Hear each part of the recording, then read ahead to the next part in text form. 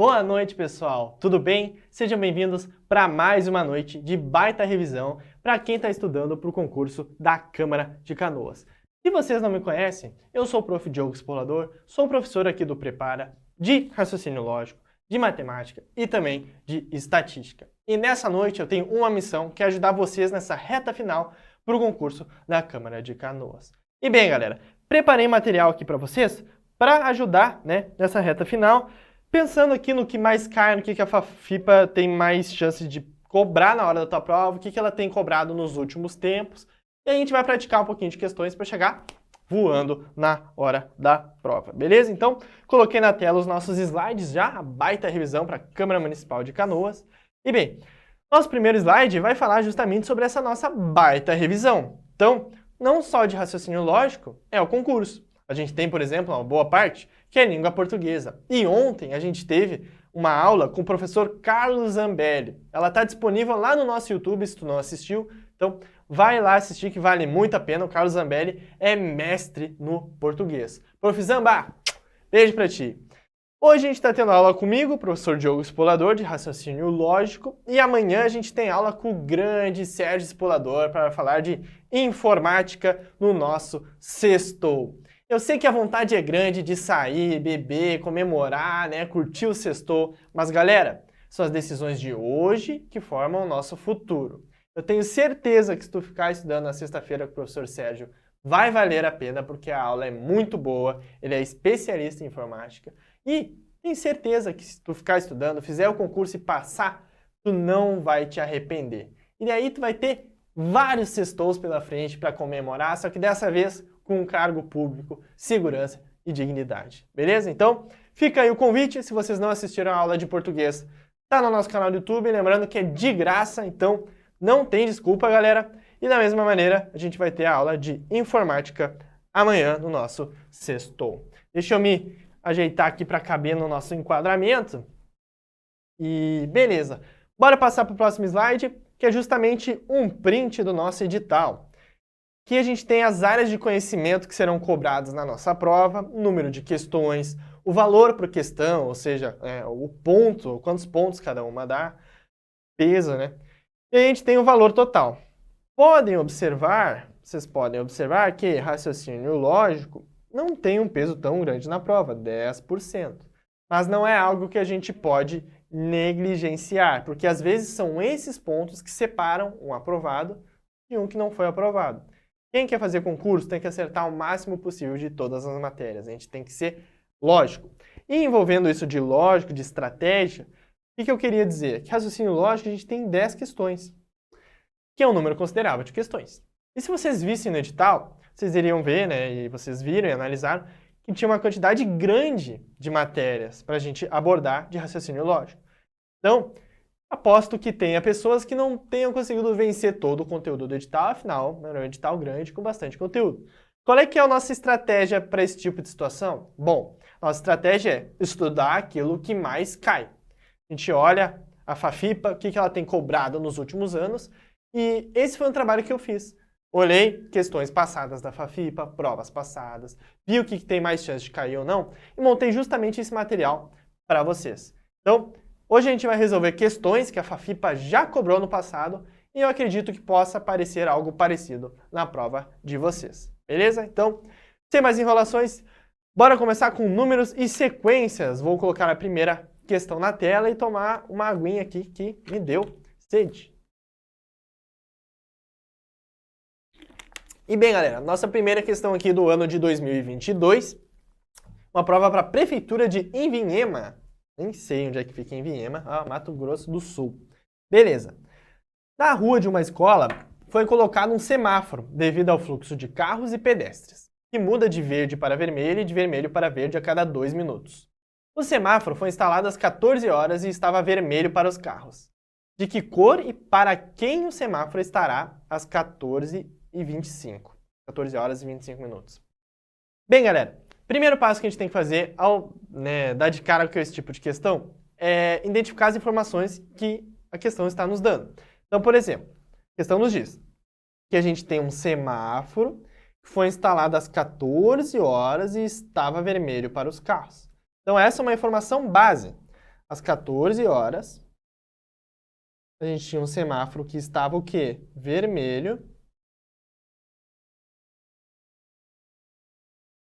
Para quem?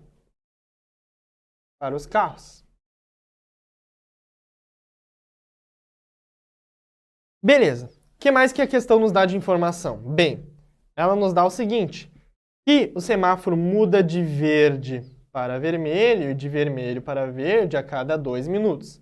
Então, o semáforo estava vermelho às 14 horas. Então, ele vai ficar vermelho por 2 minutos até que, às 14 horas e 2 minutos, ele vai ficar verde para os carros. E aí, quando é que ele volta a ficar vermelho de novo? Bom, vai passar 2 minutos, aí às 14 horas e 4 minutos, ele voltará a ficar vermelho. Tu poderia fazer esse processo até chegar, né, nas 14 horas e 25 minutos. Eu recomendo? Não, porque a gente está numa prova, a gente precisa poupar tempo, eu acho que a gente podia cortar alguns caminhos. Um exemplo de poupar caminho aqui. Eu apaguei, mas eu acho que é isso aqui que eu queria mostrar. Bem, às 14 horas, ele está vermelho. Às 14 horas e 2 minutos, o sinal fica verde. E às 14h04, ele volta a ficar vermelho. Então, a cada 4 minutos, ele sempre volta a ficar vermelho. Isso é uma forma de adiantar os nossos cálculos.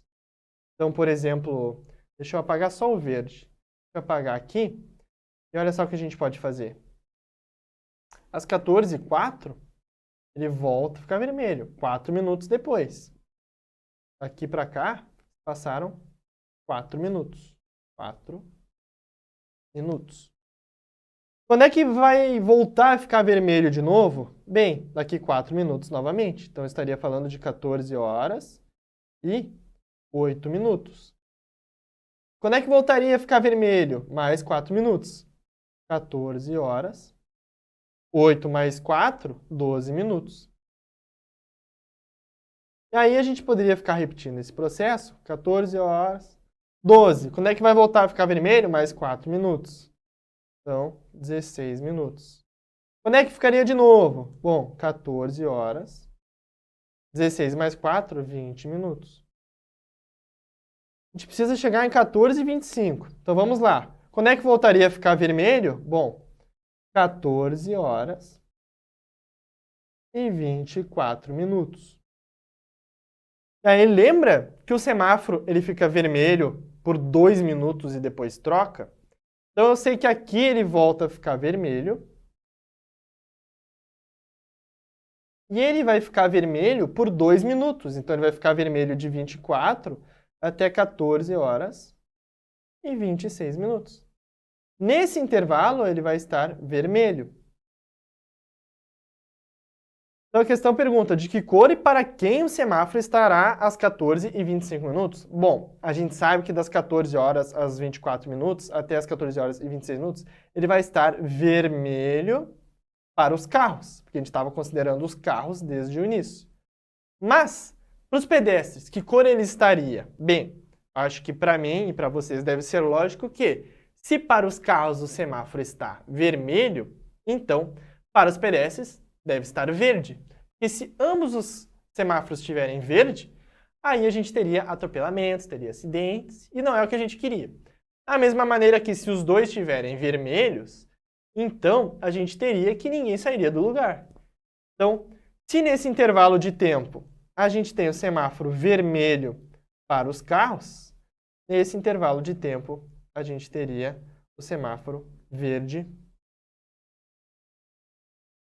para quem? Para os pedestres. Então, vermelho, carros. E verde, pedestres. Vamos ver as nossas alternativas que a gente tem aqui. Neste horário, o semáforo estará vermelho para os pedestres. Bom, não é, porque a gente já viu que estaria verde para os pedestres. Neste horário, o semáforo estará verde para os pedestres. Ok, essa nos serve. Neste horário, o semáforo estará verde para os carros. Bom, viu que não é o caso. Neste horário, o semáforo estará verde para ambos. Bom, aí seria o caos completamente, né? A gente teria pessoas andando na rua ao mesmo tempo que os carros, e aí provavelmente teria um número de acidentes grandes. Não é isso que a gente quer.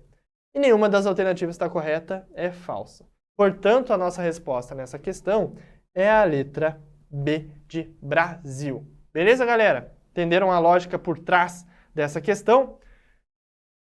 Então, podemos partir para a próxima, então, que vai falar sobre sequência numérica. Uma questão de 2024, da banca Fafipa, e ela diz o seguinte: qual é o sexto termo da sequência numérica? E bem, sempre que tem uma sequência numérica, a gente tem uma lei de formação, uma regra que se aplica a todos. Então, a gente tem que identificar que processo está acontecendo repetidamente de um número para o outro. Então, vamos lá. De 3 para 6, o que está acontecendo aqui? Bom, eu poderia pensar que eu estou somando 3. Poderia pensar também que eu estou multiplicando por 2. Vamos olhar os próximos números e entender o que a gente está fazendo. Bem, de 3 para 6, 3 mais 3 dá 6. E 3 vezes 2 dá 6. Agora vamos do 6 para o 9. 6 para o 9. Eu estou somando 3. Então, ó, pode ser que essa seja a nossa lei de formação. E eu não estou multiplicando por 2. Então, não pode ser multiplicando por 2. Provavelmente, eu estou somando por 3. Vamos ver o próximo número se essa lei continua sendo verdade? Bom, de 9 para 12. De 9 para 12, eu estou somando 3. Então, já achei a nossa lei de formação. Sempre vou somando mais 3. De 12 para 15, então, vou somar mais 3. E o próximo número teria que ser 15 mais 3, não é mesmo? A questão está perguntando qual é o sexto termo da sequência numérica. A gente tem um termo aqui, 1, 2, 3, 4, 5. Então, esse próximo termo justamente vai ser o sexto termo que a gente está procurando. Então, nosso sexto termo vai ser 15 mais 3, 15, 16, 17, 18. Então, o termo que nós estávamos procurando era 18. Temos isso nas nossas respostas? Temos sim, é a letra C de Canadá. Então, a resposta para essa questão é a letra C. Identificamos a lei de formação, fica muito mais fácil de resolver. Tá bom, galera? O que mais? Outra questão de sequência. Podem ver que é algo que a Fafipa gosta de cobrar. Então, vamos tentar identificar qual é a lei de formação dessa sequência? Bem, a gente tem aqui 4, 8, 12, 16. E aí a gente tem mais outros termos. Como será, né, que é essa lei de formação? Bem, vamos pensar o seguinte. De 4 para 8, poderia ser mais 4, né? Pode ser mais 4. Pode ser vezes 2 também. Vezes 2. Vamos ver de 8 para 12. De 8 para 12 é mais 4. Opa! Muito provavelmente essa é a nossa lei de formação. De 8 para 12 não é vezes 2. Então não é vezes 2 de novo, valeu a tentativa. De 12 para 16, mais 4. E aí, o que a questão está nos pedindo? Qual é a soma do oitavo termo com o 10º termo dessa sequência? Aqui a gente tem 4 termos só. Então a gente teria que ter o 5º, o 6º, o 7º, o 8º, o 9º e o 10º. Então vamos lá. Aqui a gente tem o 1, o 2, o 3, o 4, 5, 6, 7, 8, 9, 10. A gente está buscando quem? Soma do oitavo com o 10º. Então, a gente está procurando o oitavo com o 10º. Vamos continuar nosso processo, então, se é sempre somando mais 4, de 16 para cá, vou ter que somar mais 4, o próximo termo é 20. Beleza, 20. E de 20 para cá, quanto é que eu tenho que somar? Mais 4, 24. E para cá, quanto é que eu tenho que somar? Mais 4, 28. E para cá, quanto eu tenho que somar? Mais 4. 28 mais 4, 32. Já achei um dos termos que eu quero, mas vou continuar até o final. Nono termo, o que é? O oitavo mais 4. Então, 32 mais 4, 36. Por fim, o nosso 10º termo seria 36 mais 4, seria o nosso 40. Então, o que a questão nos pede? A soma do oitavo termo com o 10º. Então, estou falando de 32 mais 40. 32 mais 40 resulta justamente em 2, 3 mais 4, 7, 72. Temos essa resposta no nosso gabarito? Temos, e é a letra C, de resposta correta. C de certo, de correto. Então, resolvemos mais uma questão, né, da banca FAFIPA, também de 2024. Podem ver que esse conceito de sequência eles cobraram 2 vezes de uma forma um pouco parecida. Então, se vocês souberem bem como funciona uma sequência, identificarem a lei de formação, vocês vão estar preparados se isso aparecer na prova de vocês. Próxima questão. Analise os itens a seguir sobre frações e em seguida assinale a alternativa correta. Efetuando a operação 2/3 mais 5/4, obtemos como resultado um valor igual a 23 sobre 12. Será? Fazendo a operação 3 sobre 5 vezes 2 sobre 8, obtemos um resultado igual a 10 sobre 24. Será? Fazendo a operação 3 sobre 7 dividido por 4 sobre 9, obtemos um resultado igual a 27 sobre 28. Será? Vamos ver, a gente vai ter que testar cada um deles e ver se é verdade ou não. Então aqui a gente tem uma questãozinha sobre frações, está pedindo para a gente marcar a alternativa correta. Uma coisa muito importante da gente se atentar é sempre esse correto aqui. Às vezes, a questão está nos pedindo o incorreto. Então é importante que a gente tenha a atenção. Nesse caso, é a alternativa correta. Então, bora lá resolver essas operações. 2/3 mais 5/4. 2/3 mais 5/4. Lembra que quando a gente tem um denominador diferente, a gente não pode simplesmente somar. Porque é como se eu tivesse cortado uma pizza em 3 pedaços e uma pizza em 4 pedaços. E eu falasse, né, eu quero um pedaço. Bom, mas tu quer um pedaço da pizza que eu cortei em 3 ou um pedaço da pizza que eu cortei em 4? Esses pedaços têm tamanhos diferentes. Eu não consigo muito bem somar eles. Então, o que eu deveria fazer? Eu deveria colocar em um denominador comum. Então, eu vou lá fazer o MMC de 3 e 4. Como é que vai funcionar isso? Bom, escrevo 3 e 4, ponho a barra do lado, e vou listar todos os divisores desses caras. Por exemplo, 3 e 4. Eu sei que 4 dá para dividir por 2. Então, eu teria, por exemplo, 3 e 2, porque 4 dividido por 2 é 2. Poderia dividir por 2 de novo, porque 2 divide por 2. Eu teria 3 e 1. Agora só falta o 3, que eu sei que é divisível por 3. Então, eu chego em 1 por 1, não dá mais para dividir. Nosso MMC, então, é 2 vezes 2 vezes 3. 2 vezes 2, 4. Vezes 3, 12. Então, eu chego na resposta de 12 o meu MMC. E agora eu vou ter que ajustar os nossos numeradores. Já achei o denominador, agora eu vou achar os numeradores. Para fazer esse processo, eu tenho que pegar o 12, dividir por 3 e multiplicar por 2. Então, 12 dividido por 3 dá 4, que vezes 2, 8. 12 dividido por 4 dá 3, vezes 5, 15. Que operação a gente está realizando? Soma, adição. Então, eu tenho 8 mais 15 sobre 12. Isso aqui vai dar 23 sobre 12. O que nosso enunciado disse? Que efetuando a operação 2/3 mais 5/4, obtemos como resultado o valor igual a 23 sobre 12. Então, a primeira está correta. Beleza, fizemos as operações de acordo com elas devem ser feitas. Agora vem a multiplicação, que ela é mais fácil que a adição. Quer ver só? Eu tenho 3/5 vezes 2/8. Sabe qual é o segredo da multiplicação? O que está em cima multiplica o que está em cima, e o que está embaixo multiplica o que está embaixo. Então, por exemplo, tenho 3 vezes 2, 6. E 5 vezes 8, eu tenho 40. 6 sobre 40. Ah, mas a questão está dando 10 sobre 24. Bom, 6 sobre 40 não tem como dar 10 sobre 24. Eu poderia simplificar por 2 em cima e embaixo. Poderia ter 3 sobre 20.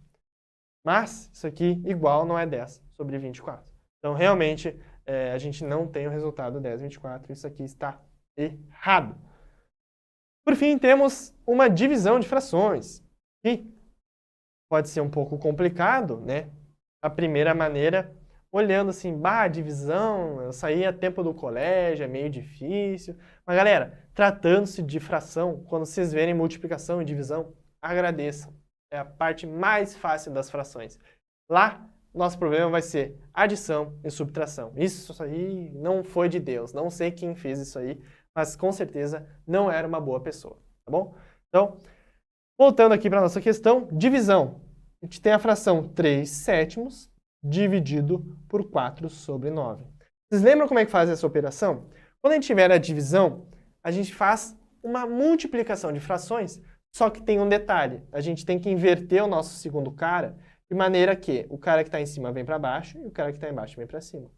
Então, quando eu tenho uma divisão de frações dessa maneira, eu tenho uma multiplicação de frações, porém com o segundo cara invertido. Ao invés de 4 sobre 9, eu teria 9 sobre 4. E agora é só resolver da mesma maneira que a gente resolveu antes. 3 vezes 9 e 7 vezes 4. 3 vezes 9, 9, 18, 27. E 7 vezes 4, 7, 14, 21, 28. 27 sobre 28. Pode ver que na nossa questão ela fala justamente 27 sobre 28. Então, chegamos no nosso resultado 27 sobre 28. Então, essa aqui está correta. Vamos olhar as nossas alternativas? Somente o item 1 está correto. Bom, não é verdade, porque o item 3 também está. Somente os itens 2 e 3 estão corretos. Bom, o item 2 não está correto. Tem como ser. Somente os itens 1 e 3 estão corretos. Bom, aqui a gente tem o que a gente está procurando. Letra D, nenhum item está correto? Não tem como ser isso aqui, né?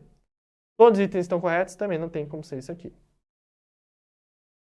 Então, nos resta como resposta a letra C de Canadá. Tá bom, galera? Então, aqui a gente encerra o nosso primeiro capítulo, podemos dizer assim, da nossa aula de hoje, que era justamente números e sequências. Sei que, às vezes, a gente saiu do colégio faz um tempo, a gente não lembra muito bem de matemática, mas tentem lembrar disso na hora da prova, das dicas que eu falei. Por exemplo, aqui, a gente poderia fazer o processo longo, mas a gente encurtou um pouquinho o processo e chegamos na mesma resposta. Mas está inseguro na hora da prova? Vai fazendo até chegar lá. O importante é que tu tinha que entender nessa questão que cada 2 minutos ficava vermelho e aí trocava para verde, ficava por 2 minutos e depois voltava para o vermelho. E aí a gente adota a estratégia que a gente julgar melhor, né, para resolver a questão. Depois a gente teve 2 questões muito parecidas de sequência, que o segredo é identificar o padrão.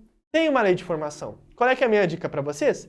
Testem com mais, com menos, com multiplicação, com divisão. Tentem encontrar, né, o padrão que está escondido ali na sequência. Vocês podem ver que as duas foram de soma, então não é um padrão muito complicado. Quando verem essa questão na hora da prova, se aparecer para vocês, respira e tenta enxergar com calma o padrão.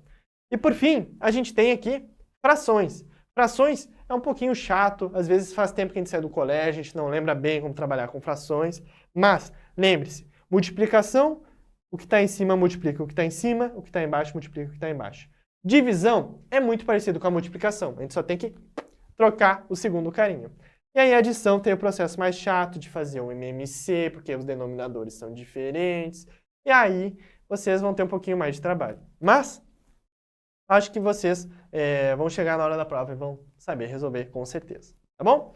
Bora para o próximo conteúdo, que trata-se de conjuntos. E deixa eu trocar aqui a tela, vir um pouquinho para a esquerda.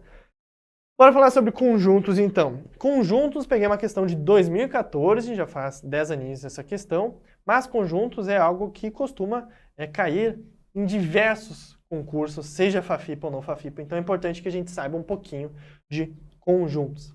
E bom, a questão diz o seguinte: considere os conjuntos A igual a 3, 6, 11, 13, 21 e B igual a 2, 3, 4, 6, 9, 11, 13, 19, 21, 23 e 26. Sobre os conjuntos A e B, podemos afirmar que em uns símbolos estranhos.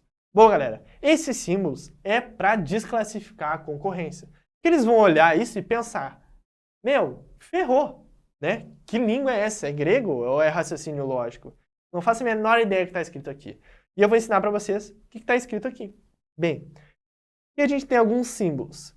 Quando a gente tem um C, como se fosse um C, isso significa contido. Então, isso aqui basicamente está dizendo que A está contido em B. Que em outras línguas está dizendo que tudo que tem em A tem em B. Então, o que eu estou querendo dizer com isso? Que todos os elementos que estão em A tem que estar em B também. Como se fosse uma figurinha repetida. Vai estar em A e vai estar em B também. E segundo símbolo, Diogo? Bem, nós matemáticos somos preguiçosos. A gente cansa de escrever várias vezes a mesma coisa. Então, pode ver que o contém a gente colocou como um C. E esse E com um traço? Bom, esse E com um traço é a mesma coisa que esse E sem o traço. Só que esse E sem o traço significa existe. Obviamente, eu acho que dá para a gente deduzir que se o E existe, o E com traço muito provavelmente seja não existe. Por fim, a gente tem o C ao contrário.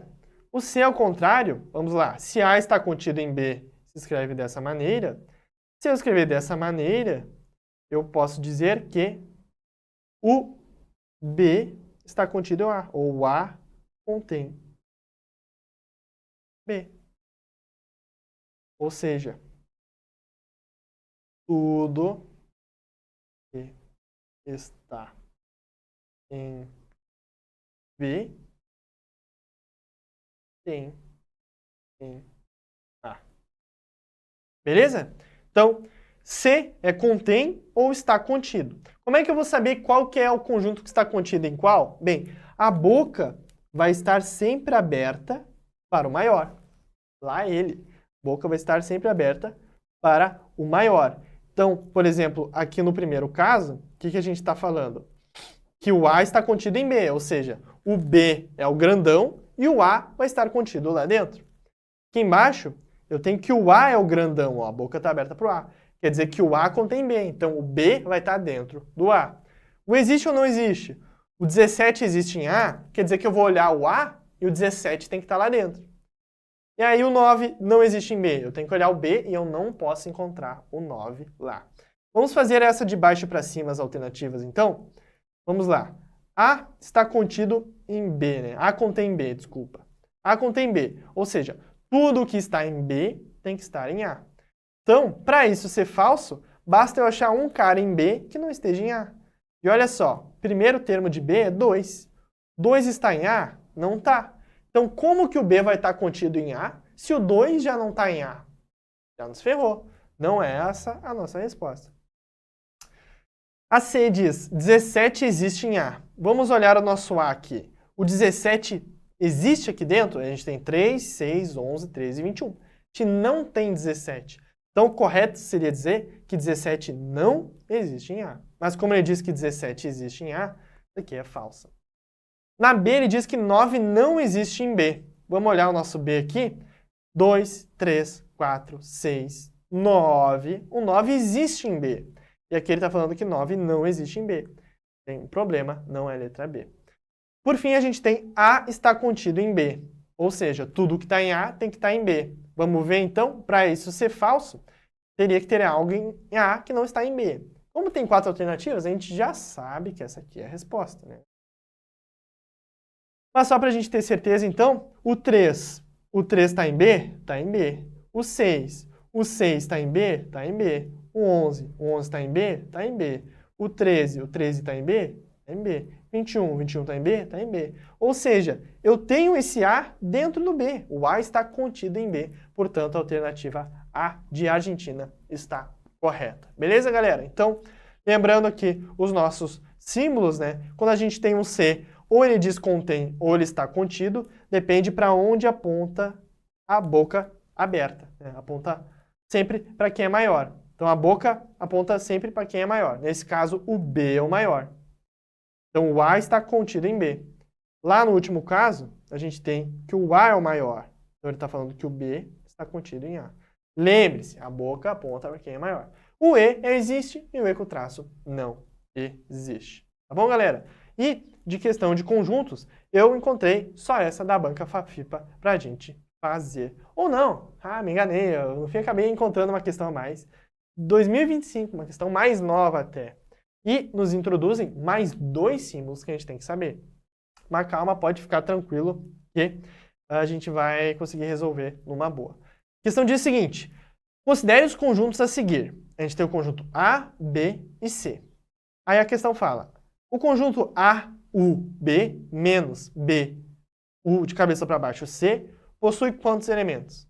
Diogo, que merda é essa, cara? É português? É grego? O que tá falando aqui? Calma, galera. Quando a gente tem um U normal, a gente está falando de união.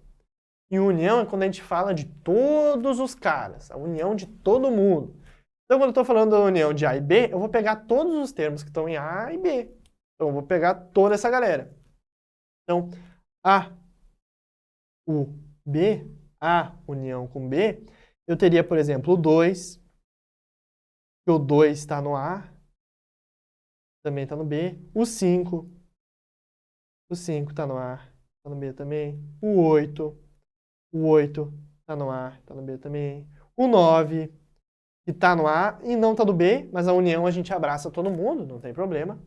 O 11, que está no A e está no B. O 12, que está só no A, mas não tem problema, a gente abraça todo mundo. O 14, está só no B, mas não tem problema. O 16 e o 17. Na união, a gente abraça todo mundo, beleza, galera? Então, quando eu estou falando de união A com B, eu estou falando de todos os elementos que estejam em A ou em B. Aí eu tenho um menos. Aí eu tenho a intersecção, né? B com C. Esse U de cabeça para baixo significa intersecção. E aí ele não é tão legal quanto união, que abraça todo mundo. Ele só abraça quem é comum nos dois. Então a intersecção B com C, o que ela é, na verdade? Essa intersecção B com C, ela é as pessoas que vão estar em B e C ao mesmo tempo. Então eu vou ter que olhar para o B e para o C e ver quem está ao mesmo tempo em B e C. Por exemplo, o 2 está, ele está em B e C. O 5 também está. O 8 ele não está. Então o 8 eu não circulo. O 6 não está. O 9 não está. O 11 está, olha só. O 11 está aqui e está aqui. Então eu circulo. 14 não está. 13 não está. O 16 não está. O 15 não está. 17 não está. E 19 não está. Então a nossa intersecção, pode ver que é um conjunto muito menor. Ele tem que estar em comum, tanto no B como no C. Então a gente só tem o 2, o 5 e o 11. Então, eu vou apagar aqui que a gente já selecionou os nossos conjuntos. Agora eu tenho que fazer um menos o outro. Então, isso aqui é como se fosse... Espera aí que... Vou pegar esse cara e botar mais para cá. É como se fosse eu excluindo esses caras que estão aqui do nosso conjunto. E olha só, eu tenho isso aqui menos isso aqui. Então, eu vou pegar esse cara primeiro e vou tirar essa galera daqui. Então, como se fosse no Big Brother, eu iria eliminar o 2, o 5 e o 11. Então, vamos lá. Vou eliminar o 2, vou eliminar o 5 e vou eliminar o 11. O que sobra pra gente? 8, 9, 12, 14, 16 e 17. Vou pegar aqui. 8, 9, 12, 14, 16 e 17. Aí a pergunta é, o conjunto A união com B menos B intersecção com C possui quantos elementos? A gente tem um elemento, 2 elementos, 3 elementos, 4 elementos, 5 elementos, 6 elementos. Portanto, a resposta final, né, dessa questão é 6 elementos, letra E. Beleza, pessoal? Então, desbloqueamos mais 2 símbolos, o da união e da intersecção. E agora sim a gente encerra essa parte de conjuntos. Importante lembrar dos conjuntos são justamente os símbolos, né? Contém e contido. Lembrar sempre que a boca está aberta para o maior. O existe e o não existe. E união e intersecção. Tá bom, galera? E bem, agora partimos para a nossa queridíssima regra de 3, que já nos salvou em diversos momentos, né? Naquela questão que tu não faz a menor ideia e tu decide chutar, na dúvida, tu faz uma regra de 3. E curiosamente, muitas das vezes funciona, porque ela é um ótimo instrumento matemático para a gente chegar nas respostas que a gente quer. Então, como é que funciona a regra de 3? Bem, trouxe algumas questões para a gente trabalhar juntos. Considere que uma milha corresponde a 1,6 km. Quantos metros há em 0,2 de milha? Bem, vamos traduzir para o matematiquês o que a gente falou aqui. Eu tenho que, considere que uma milha é igual a 1,6 km. Uma milha corresponde a 1,6 km, significa que uma milha é igual a 1,6 km. Tá, traduzimos para o matematiquês. E agora? Bem, quantos metros há em 0,2 de milha? Então, em 0,2 de milha, quantos metros há? Quantos metros a gente tem? Bem, primeira coisa que eu quero atentar para vocês é as unidades de medida, que aqui está em quilômetro e aqui está em metro. Então, em algum momento ia dar problema. O que eu aconselho? Eu aconselho passar tudo para metro, porque a resposta vai estar em metros. Então, eu tenho que pegar 1,6 quilômetros e pensar o seguinte: quantos metros é 1 quilômetro? 1 quilômetro é 1.000 metros. Então, 1,6 quilômetros, se eu multiplicar por 1.000, eu terei a resposta em metros. Então, se 1 quilômetro é 1.000 metros, 1,6 quilômetros é 1.600 metros. Tá bom? Então, eu vou apagar aqui e substituir por 1.600 metros. Ok. Agora que está tudo na mesma medida, eu posso efetuar a nossa regra de 3. E ela consiste em multiplicar em x. Então, eu vou começar aqui por cima. 1 milha vezes x, eu vou ter que é 1x. É igual ao quê? 1.600 vezes 0,2. Ou 0,2 vezes 1.600, a ordem não interfere. 1x é a mesma coisa que x. E é o que a gente quer descobrir. Então, basta que a gente faça 1.600 vezes 0,2. 1.600 vezes 0,2. Como é que a gente realiza esse tipo de multiplicação? Bem, a minha dica é, faz ignorando a vírgula e depois a gente ajeita no final da conta. Então, eu faria só 2 vezes 1.600. Faria 2 vezes 0, 0.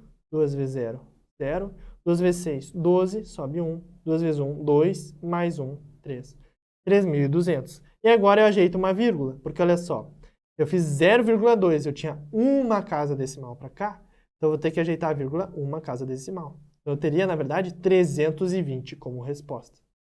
320 metros. Essa é a nossa resposta. 320 metros. Faz sentido essa aqui ser a nossa resposta? Pensa o seguinte, se uma milha é 1.600, se eu estou falando de 0,2 milhas, é uma quantidade menor, então eu teria que ter menos metros. Se eu não tivesse ajustado, se eu não tivesse feito esse cálculo da vírgula, teria dado 3.200. Teria dado o dobro, não faz sentido. Tem que diminuir a quantidade de metros.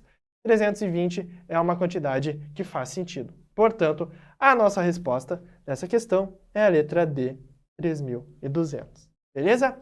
Nossa primeira questão de regra de 3. Bora para a nossa próxima questão de regra de 3, que fala o seguinte. Para fazer 200 ml de suco natural de laranja, Luana precisa de 4 laranjas. Se Luana quiser fazer 3 litros de suco, quantas laranjas ela precisará? Observação. Considere que cada laranja produz a mesma quantidade de suco. Bom, galera, mais uma questão de regra de 3. E aí eu tenho o seguinte, 200 ml de suco natural, eu preciso de 4 laranjas. Para fazer 3 litros, quantas laranjas eu vou precisar? Essa é a nossa pergunta. E aí, como é que resolve esse tipo de questão? Bem, primeira coisa que a gente tem que se atentar é a mesma coisa que da outra questão. Aqui a gente estava falando em quilômetros e aqui em metros. Olha só aqui, a gente está falando de ml e aqui de litro. Vou ter que ajeitar isso. Então, ou eu vou passar ml para litro ou litro para ml. Nesse caso, eu vou passar 3 litros para ml, tá bom? Então, 3 litros podem ser 3.000 ml. Mas eu poderia também passar 200 ml para litro, que eu teria que dividir por 1.000. Isso aí nos resultaria em 0,2 de litro, tá bom? Como vocês acharem melhor. Eu vou fazer dessa maneira porque eu acho que vai ficar mais prático. Enfim, então vamos lá. Regra de 3, multiplicar em x. Salvadora. Então eu teria, por exemplo, 200 vezes x é a mesma coisa que 200x. E isso vai ser igual a 3.000 vezes 4. 3.000 vezes 4 dá 3.000 vezes 4. 200x a gente repete.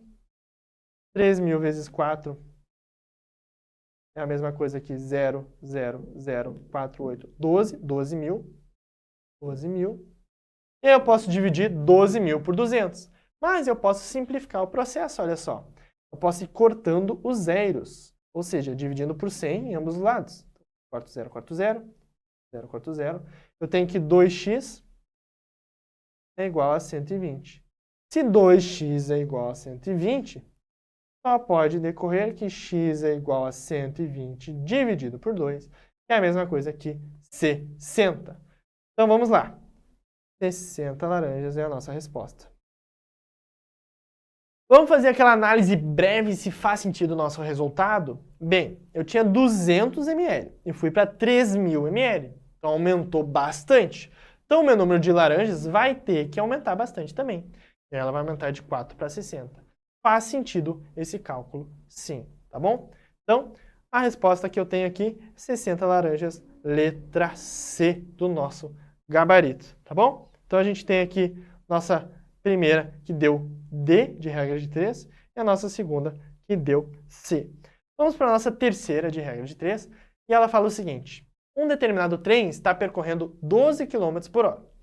Qual foi a distância percorrida pelo trem em 2 horas e 30 minutos? Diogo, né? Tá faltando informação? Não tá, olha só.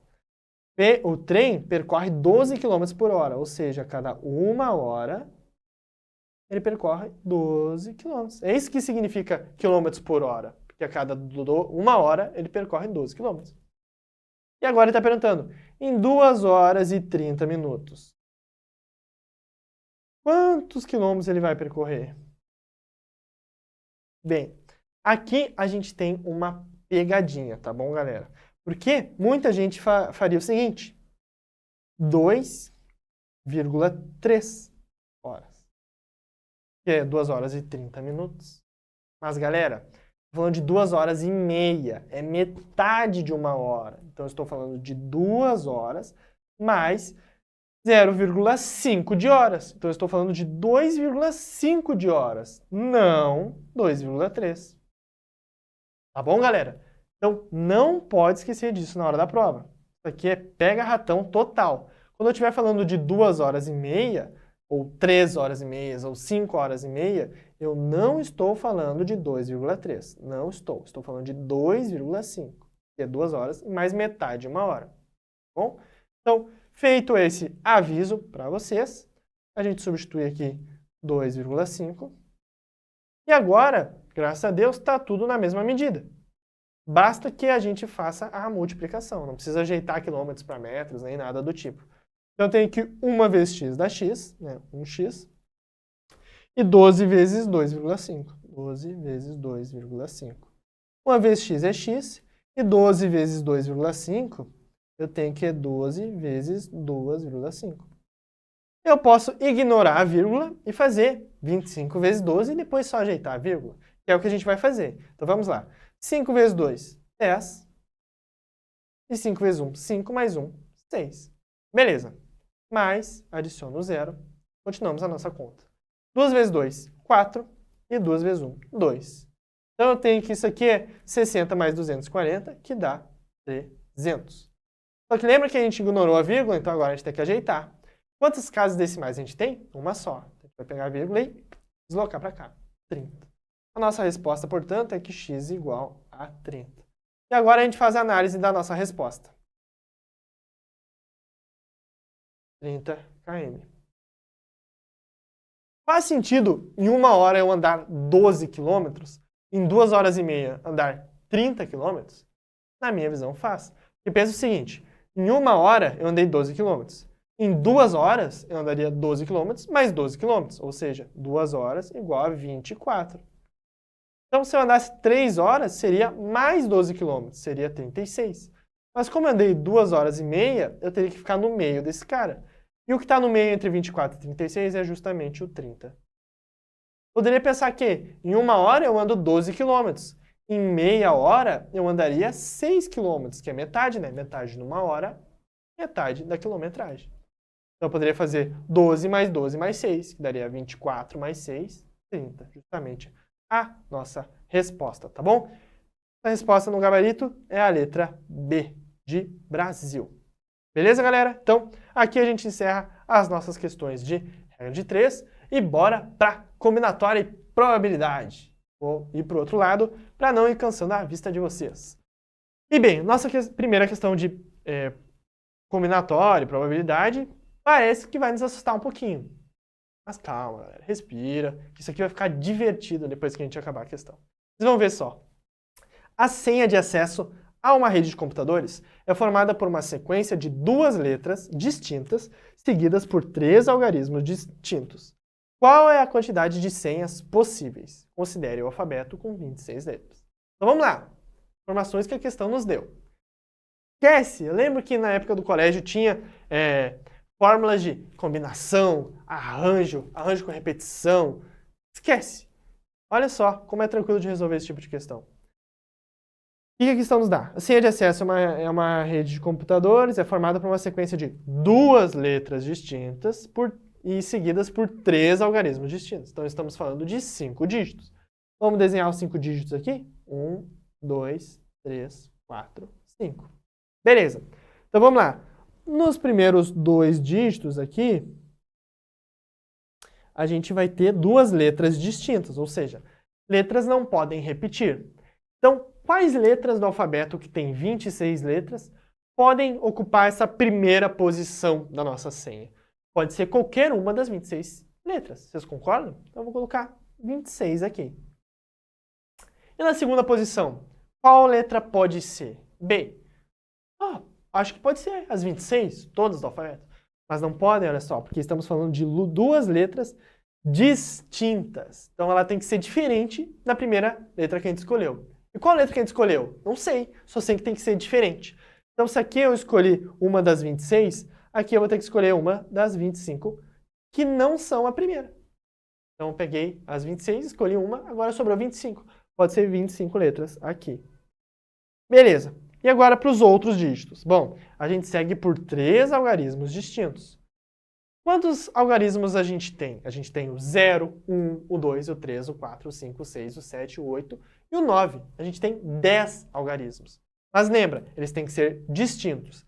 Então, para o terceiro dígito, pode ser qualquer um dos 10 algarismos. Mas para o quarto dígito, vai ter que ser 9, porque a gente já utilizou 1. E para o último dígito, vai ter que ser 8. Então, eu estou falando de uma conta que a gente vai ter uma senha com 26 opções aqui, 25 opções no segundo dígito, 10 opções no terceiro dígito, 9 opções no quarto dígito e 5 opções no último dígito. Como é que eu calculo o total de senhas? Simples, basta multiplicar essa galera.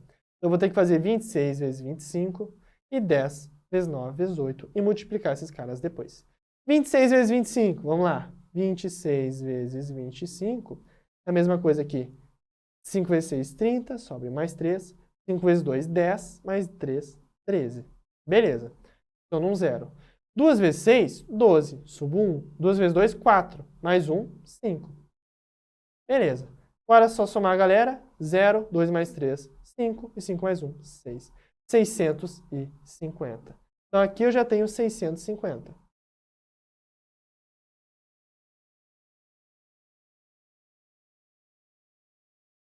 Isso aqui vai ser vezes 10 vezes 9 vezes 8. 10 vezes 9, 10 vezes 9, 90. 90 vezes 8 é a mesma coisa que 8 vezes 0, 0.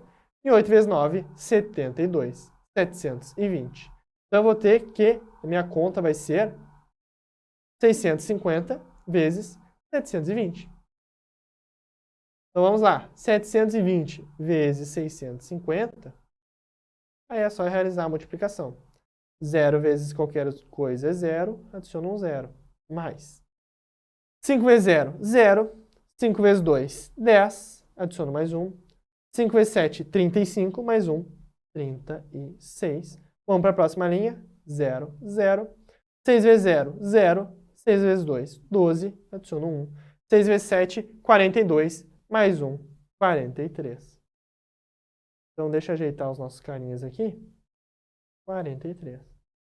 Se eu somar essa galera, eu vou ter 0 com 0 dá 0, 0 com 0 dá 0, 0 com 0 dá 0. 6 mais 2, 8. 3 mais 3, 6. E 4 é 4. Então, temos 468 mil possibilidades de senha. A gente tem essa alternativa? Temos exatamente a letra D. Viram só a brincadeira? Eu só tenho que colocar os dígitos e depois realizar as multiplicações. Sempre lembrando quando as letras são distintas ou não, se dá para repetir ou não dá. Tanto as letras como os algarismos. Beleza? Então, era uma questão que a gente, realizando a montagem, só teria que fazer as multiplicações depois, e aí a gente tem que ter cuidado para não errar na hora da prova. Próxima questão. Anagramas. Anagramas são palavras formadas pela alteração da ordem ou pela transposição das letras de outra palavra. Considere os anagramas formados a partir da palavra estudar e determine quantos são os que começam por consoantes.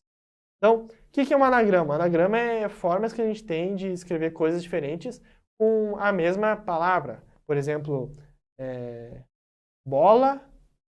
Um anagrama de bola poderia ser loba. Eu usei as mesmas letras, só troquei elas de lugares. Então ele está perguntando a quantidade de anagramas que eu posso formar com a palavra estudar, mas eu tenho que determinar quantos são os que começam por consoantes. Então a primeira letra é consoante. Questão desse tipo que a gente tem que fazer? Lembrar das fórmulas, combinação? Não. Tem que desenhar os nossos tracinhos. Quantas letras tem estudar? 1, 2, 3, 4, 5, 6, 7. 1, 2, 3, 4, 5, 6, 7 tracinhos. Vamos lá. Agora a gente tem uma posição para a primeira letra, para a segunda letra, para a terceira letra, quarta letra, quinta letra, sexta letra, sétima letra. Então a gente tem 7 letras para distribuir aqui. Mas a gente tem uma pequena regra que diz o seguinte. A primeira tem que ser consoante. Quantas consoantes a gente tem? A gente tem uma que é o S, 2 que é o T, 3 que é o D e 4 que é o R. Então a gente tem 4 consoantes.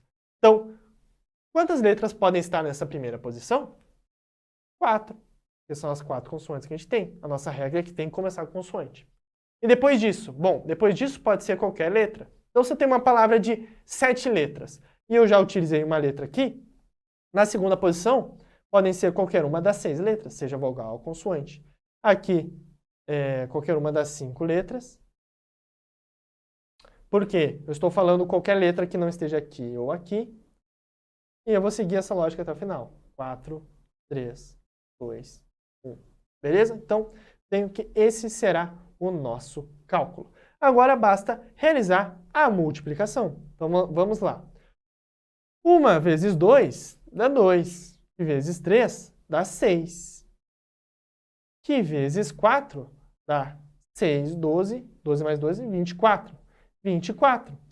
Que vezes 5 dá 120. Que vezes 6 dá 0. Deixa eu ver aqui. 0, 12 mais 1, 6 mais 1, 720. Agora tem que fazer 720 vezes 4. 720 vezes 4, quanto é que dá, galera? Bom, deixa eu limpar aqui. Na real é bom para que vocês vejam, né, como é que o cálculo foi feito. Beleza, eu acho que eu só vou apagar de baixo. Fazer assim. 720. Agora basta eu fazer 720 vezes 4. 720 vezes 4 é a mesma coisa que 4 vezes 0, 0. 4 vezes 2, 8. E 4 vezes 7, 7, 14, 21, 28. 2.880 é a nossa resposta. A gente tem isso no gabarito? Temos, letra B, 2.880. Beleza, galera? Então, a gente teve uma lógica meio parecida com a nossa questão anterior, colocamos os palitinhos e distribuímos. Vamos agora, então, para equações, sistemas e funções. Eu vou me jogar para o outro lado. Bora lá! Primeira questão diz o seguinte. Em um concurso, o candidato percebeu que metade das questões da prova eram de matemática. A terça parte das questões eram de português. E 20 questões eram de conhecimentos gerais. Sendo assim, assinale a alternativa que apresenta o total de questões dessa prova.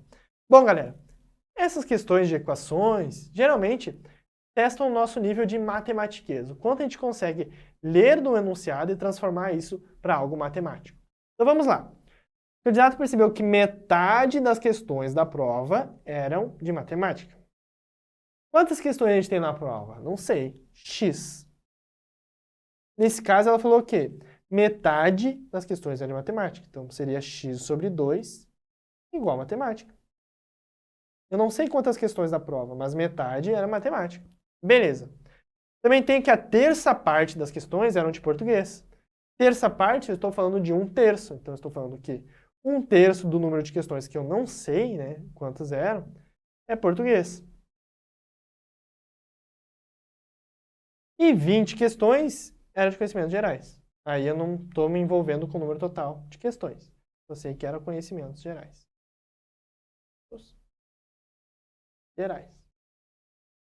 Se eu somar essa galera, eu vou ter o total de questões da prova.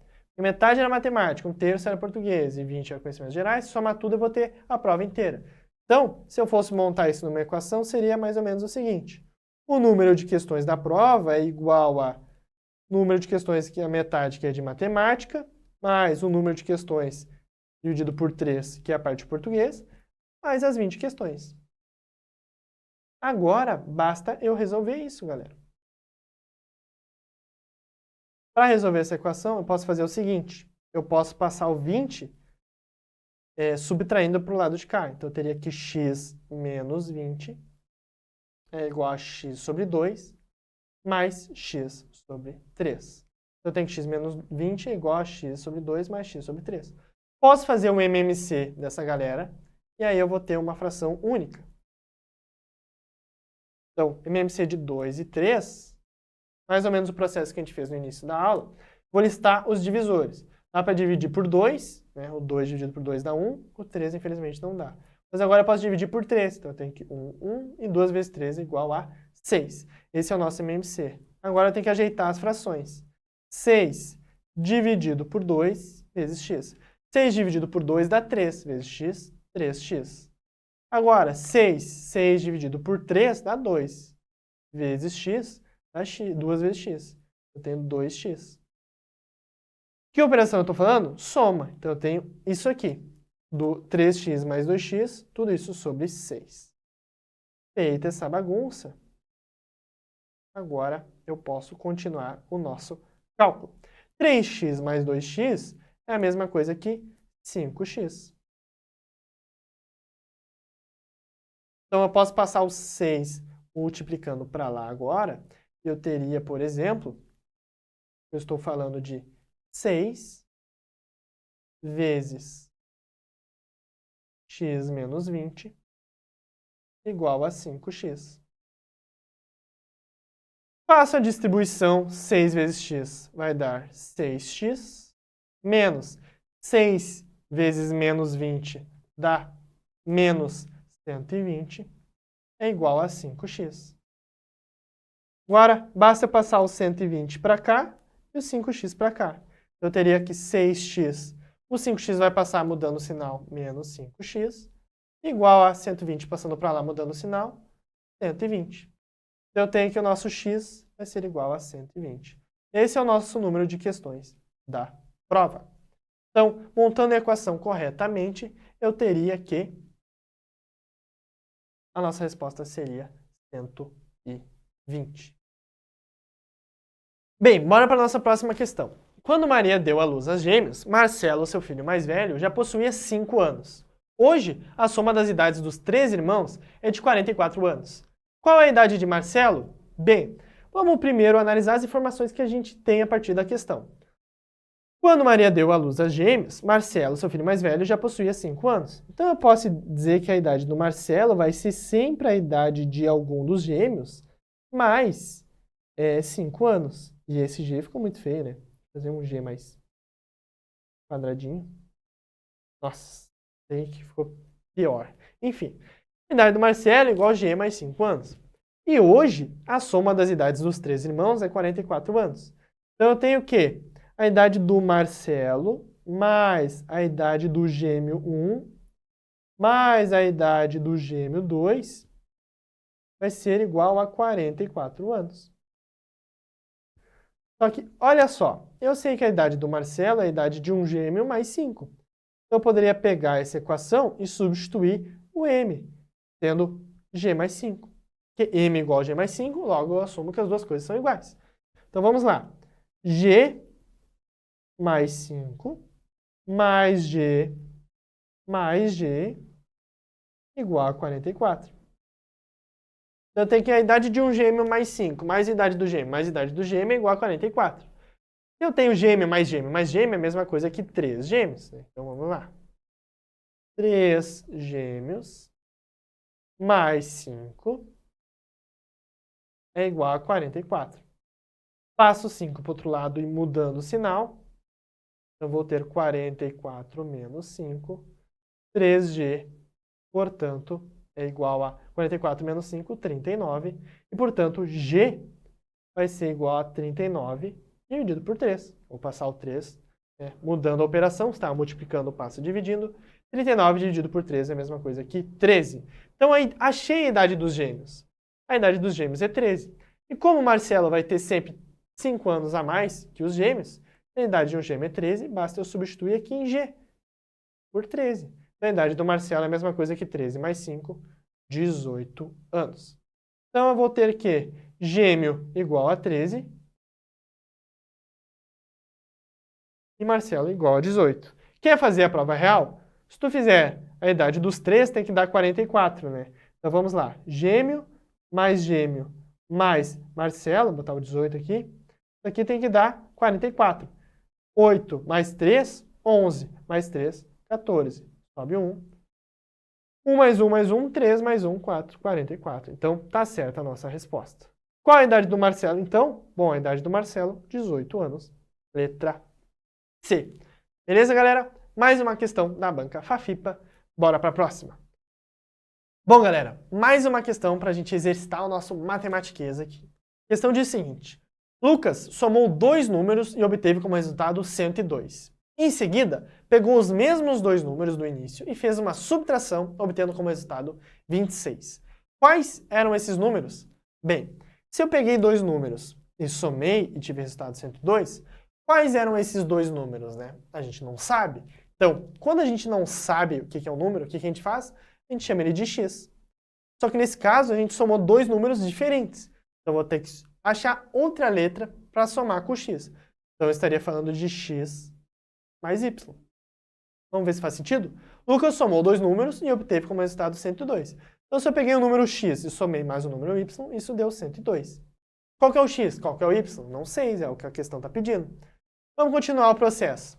Em seguida, pegou os mesmos dois números. Então, agora eu não vou pegar outras letras. Eu vou pegar os mesmos dois números. Eu vou pegar x e y, só que dessa vez eu fiz uma subtração. Então, é x menos y. Isso vai dar igual a 26. E aí agora eu tenho que descobrir quais eram esses números. Bom, à primeira vista parece uma questão difícil, né? Não tenho x, não tenho y. Como é que eu vou encontrar o valor dos dois? Mas por isso que fazer questões é importante, para a gente ter essa experiência.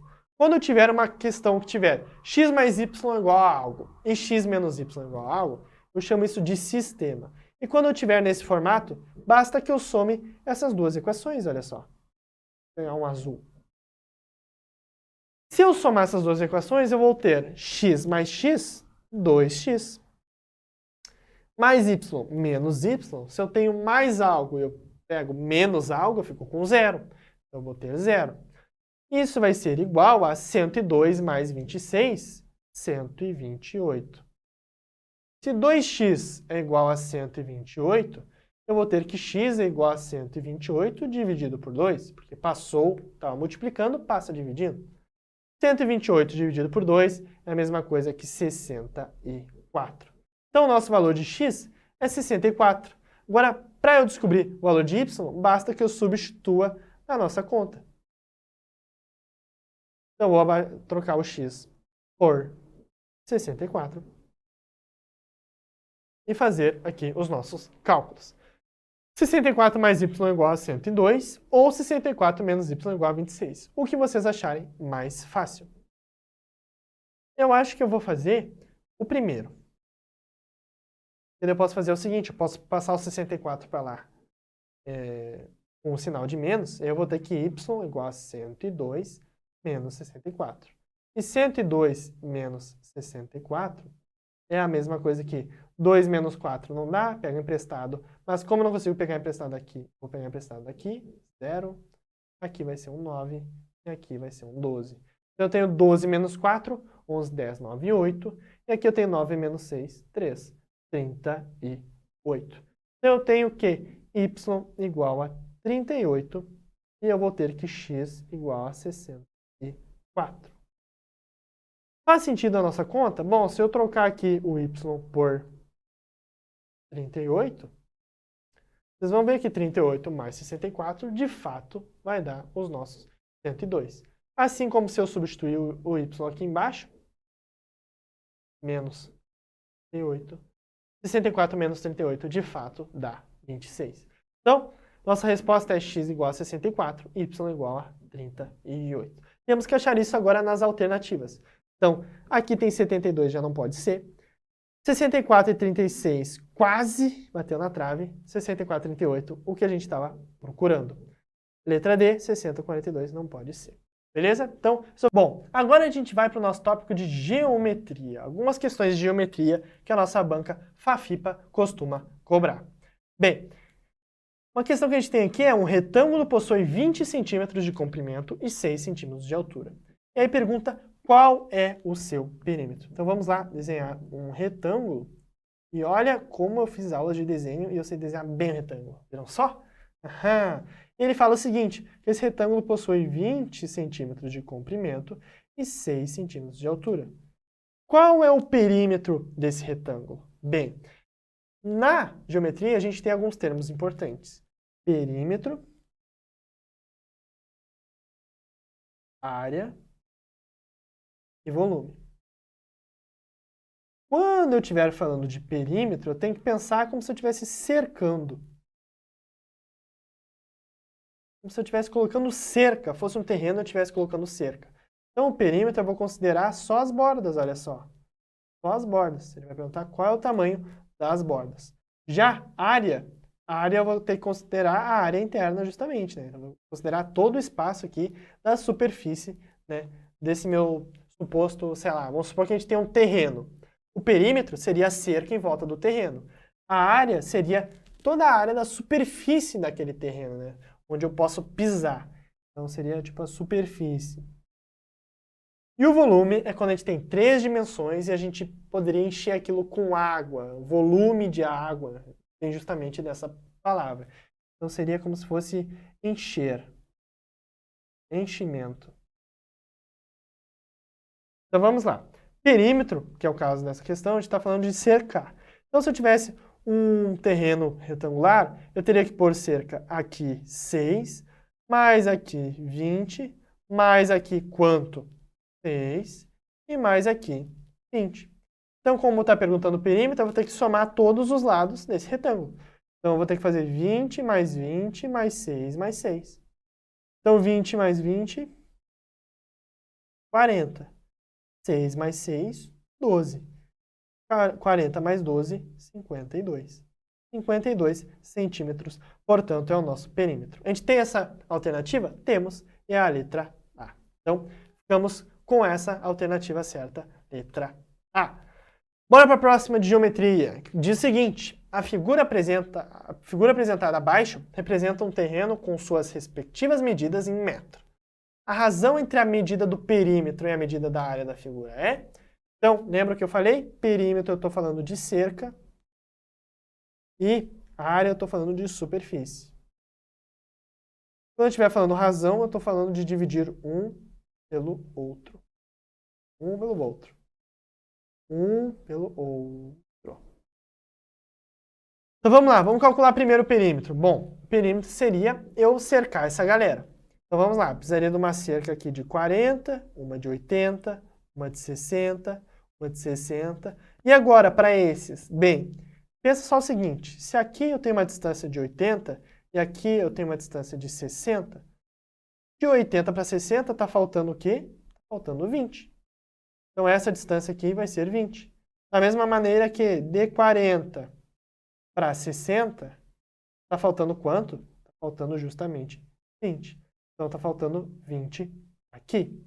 Tendo essas medidas, eu acho que eu consigo ter a cerca total. Porque basta eu somar toda essa galera, vocês concordam?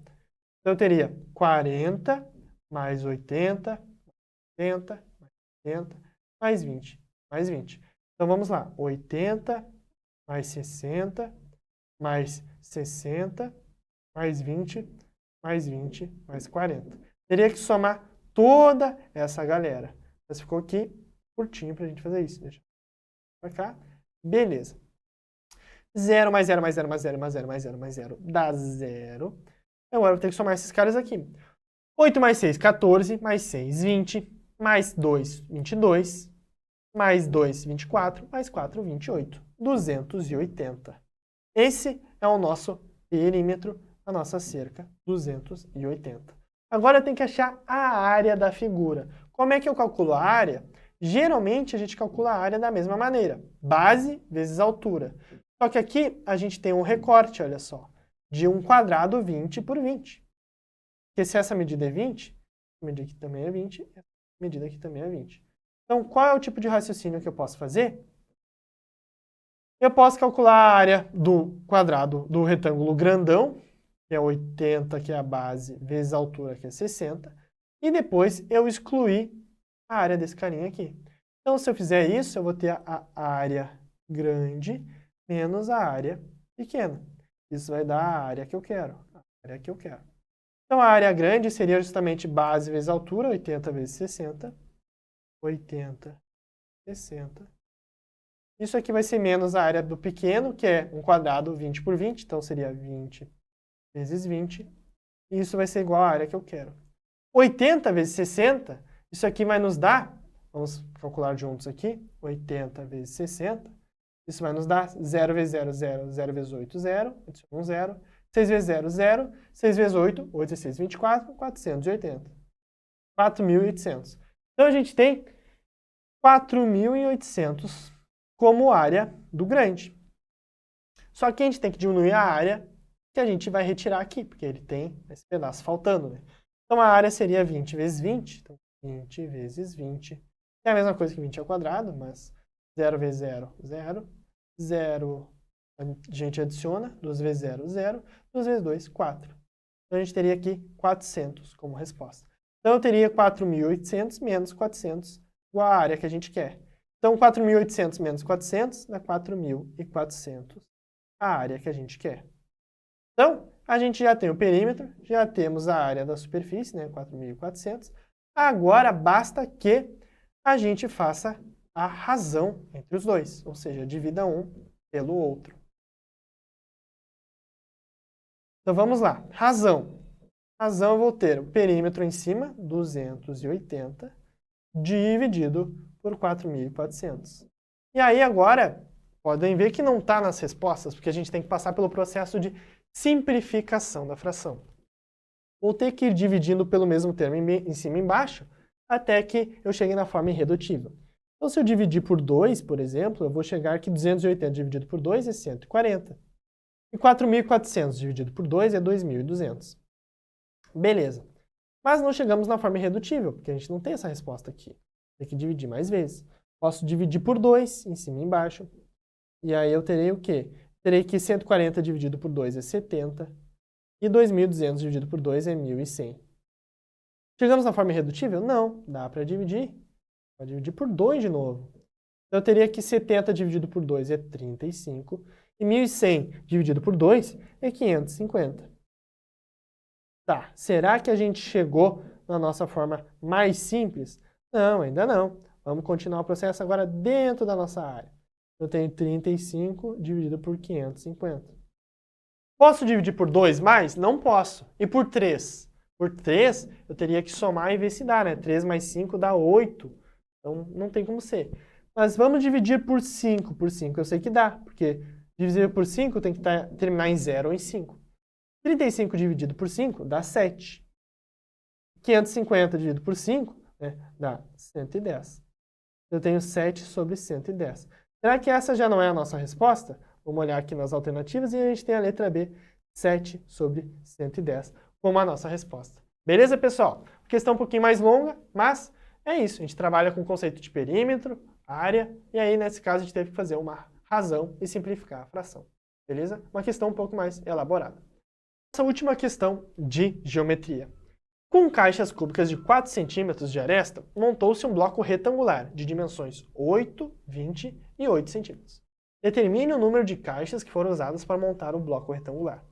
Bom, vamos lá. Primeiro a gente tem uma caixinha de 4 centímetros de aresta. Então a gente pode imaginar uma caixa da seguinte maneira. Caixinha assim. Só que aqui, acho que ficou meio comprido até. Vou fazer mais realista para vocês. Eu posso usar do advento da tecnologia, né? E aqui. Olha só, muitos anos aprendendo a desenhar. 4, 4 e 4. Então eu tenho 4 de altura, 4 de largura e 4 de profundidade. Isso aqui é um quadrado, tá? E aí eu vou ter um bloco retangular de dimensões 8, 20 e 8. Então eu posso pensar, por exemplo, um retângulo da seguinte maneira. Um quadrado, base quadrada. É mais fácil eu desenhar assim. Quadrada. E aí profundidade de 8. E aqui. Beleza. Então, de maneira que aqui tem 8, aqui tem 8.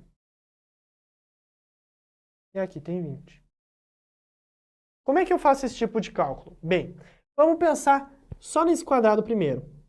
Quantos cubinhos caberiam aqui? Bem, se ele tem 4 de lado, se eu botar 1, ele viria até a metade aqui. Concorda? E como tem 8 de altura, ele viria até a metade. Então, nessa base, eu teria que colocar 4 cubinhos. E aqui. Só que ele tem 4 de altura também. Então, ele teria que vir para cá. E a gente fecharia em algo mais ou menos assim.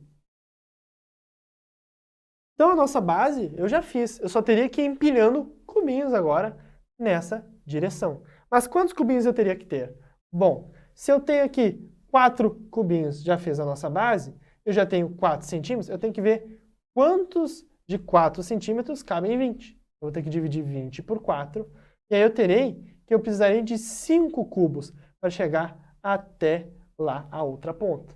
Então, eu tenho que fazer 2 vezes 2 vezes os 5 cubinhos para cá. E aí eu vou ter o total de cubos. Quer ver? Olha só, se eu fizer 2 cubos vezes 2 cubos, eu vou ter 4 cubos, que é o que eu preciso na nossa base. Então está correto. Só que quantos de 4 cubos empilhados eu vou precisar para chegar até os 20? Bom, eu já vi que era 5. Eu vou ter que fazer 4 vezes 5, e 4 vezes 5 é a mesma coisa que 20 no total. Então eu vou precisar de 20 desses cubos, dessas caixas em formato de cubo, para montar o meu bloco retangular. Eu tenho essa resposta? Eu tenho. É a letra A. Então, portanto, essa é a nossa resposta A de Argentina. E com isso a gente encerra o nosso bloco de geometria e vamos para porcentagem.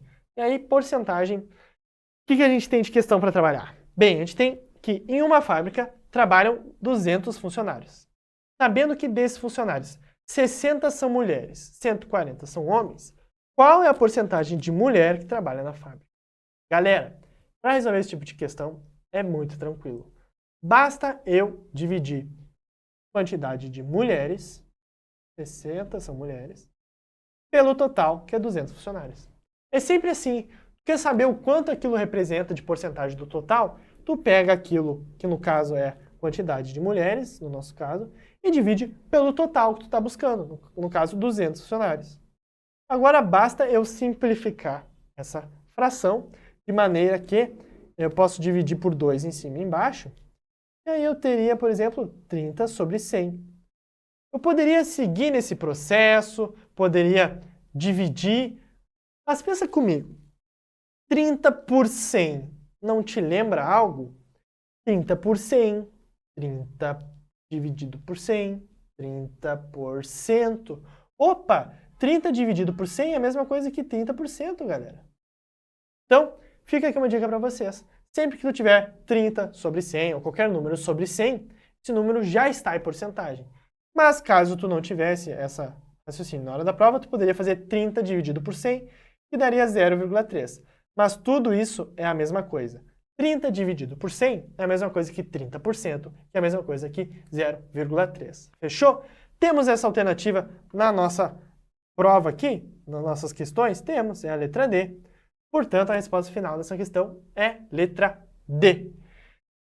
Bora para a próxima. Quando calculamos x% de 550, obtemos como resultado 115,5. Qual é o valor de x nesse cenário? Bem, aqui vai um pouco daquela parte de matematiquez que a gente trabalhou nas equações. Então vamos lá. X%. A gente viu na questão passada que x% é a mesma coisa que x dividido por 100. De 550, ou seja, vezes 550. Isso aqui vai ser igual a 115,5. Então, eu posso reescrever isso como 550x sobre 100 é igual a 115,5. Agora, basta eu reorganizar essa equação de forma que eu chegue no resultado. Já tenho uma incógnita aqui, agora tem que separar ela. Então, vamos lá. Vou passar o 100 que estava dividindo, vem para cá, multiplicando. Então, eu teria, por exemplo, 550x igual a 115,5 vezes 100. 550x, portanto, vai ser igual a... Quando eu multiplico por 100, eu só ando com a vírgula duas casas para a direita. Então, eu teria 11.550. Agora, basta eu realizar a divisão. 550, né? Passar o 550 dividindo. E aí, a gente teria x igual a 11.550 dividido por 550. Se eu fizer 550 vezes 2, isso aqui vai dar 1.100. Menos 1.100. Quando se retornar, 55. Baixando o zero, tem 550, que é justamente igual a 1.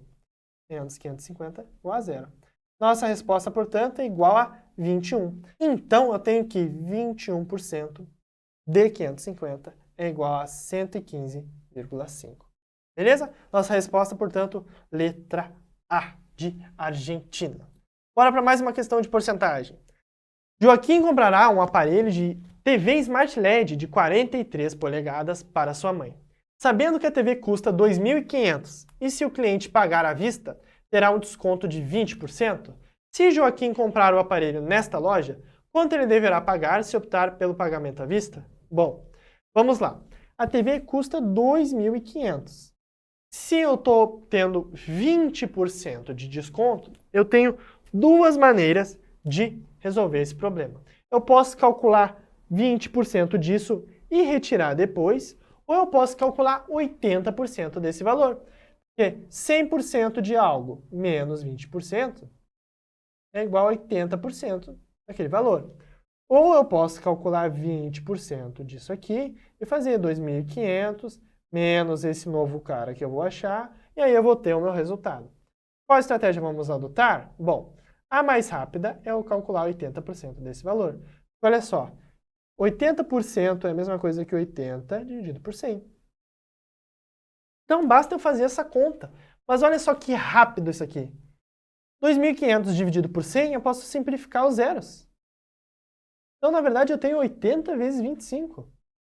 E 80 vezes 25 é a mesma coisa aqui. 5 vezes 0, 0. 5 vezes 8, 40. Então, 0. 2 vezes 0, 0. 2 vezes 8, 16.